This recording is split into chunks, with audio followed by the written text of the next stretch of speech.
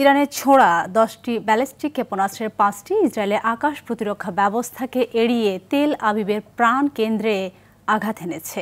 এতে ব্যাপক ক্ষতি হয়েছে দাবি তেহরানের। এর আগে ইরানের বৃহত্তম পারমাণবিক স্থাপনা ইস্পাহানে বিমান হামলা ও দেশটির 2 কমান্ডার হত্যার দাবি করছে তেল আবিব।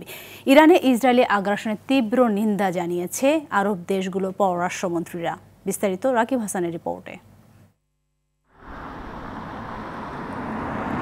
মুহুর্মুহু ক্ষেপণাস্ত্র, ড্রোন ও বিমান হামলায় ধ্বংসস্তূপে পরিণত হচ্ছে ইরান ও ইসরায়েল। ইরানের বৃহত্তম পারমাণবিক স্থাপনা ইস্পাহানে আজ ভোরে বিমান হামলা চালিয়েছে ইহুদিবাদী সেনারা। হামলা চালানো হয়েছে দেশটির বেশ কয়েকটি হাসপাতালেও। গোলায় ইরানের সামরিক বাহিনীর আরও 2 কমান্ডার নিহতের দাবি করেছে ইসরায়েলি বিমান বাহিনী।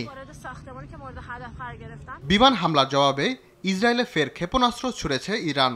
শনিবার ভোরে একসঙ্গে 10টি ক্ষেপণাস্ত্র ছড়ে ইরানি সামরিক বাহিনী IRGC। এর মধ্যে 5টি আকাশ প্রতিরক্ষা ব্যবস্থাকে এড়িয়ে তেল আবিবের প্রাণকেন্দ্রে আঘাত হেনেছে। এতে সেখানে ব্যাপক ক্ষতি হয়। ইসরায়েলের আগ্রাসনের সঙ্গে মার্কিন বাহিনী যুক্ত হলে বিশ্ব খুবই বিপজ্জনক পরিস্থিতির মধ্যে পড়বে বলে জানান ইরানের পররাষ্ট্রমন্ত্রী আব্বাস আরাগচি।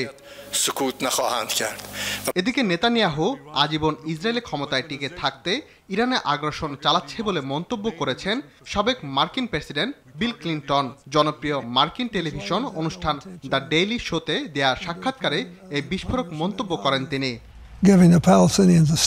ইরানের ওপর ইসরায়েলের সামরিক হামলার তীব্র নিন্দা জানিয়েছে আরব লীগ। এক যৌথ বিবৃতিতে আরব দেশগুলোর পররাষ্ট্রমন্ত্রীরা এই হামলাকে জাতিসংঘের একটি সদস্য রাষ্ট্রের সার্বভৌমত্বের সরাসরি লঙ্ঘন হিসেবে আখ্যা দিয়েছেন। এই ধরনের আগ্রাসন পুরো অঞ্চলের শান্তি ও নিরাপত্তার জন্য বড় হুমকি বলে উল্লেখ করেন তারা। রাকিব হাসান, RTV।